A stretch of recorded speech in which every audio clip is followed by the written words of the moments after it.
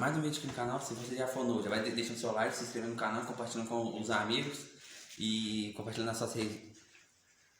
E compartilhando nas suas redes. E compartilhando nas suas redes sociais. O vídeo de hoje eu vou mostrar um pouco do equipamento que eu uso só para fazer um tiquinho à toa de barulho.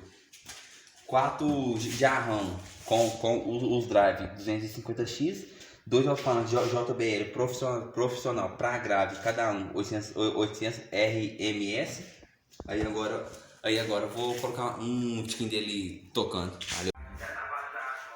Como tá de boa, né? Tá, velho. Então, aqui ó, o som já tá ligado, tá abaixo. Sente o grave, hein? Dá uma reguladinha aí.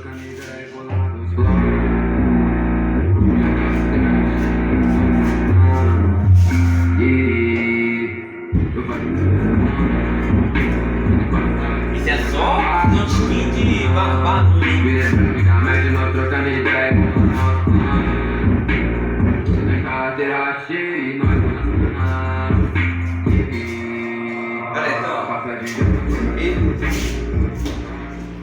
O vídeo é esse, já vai deixando seu like, compartilhando com os amigos, se inscrever no canal.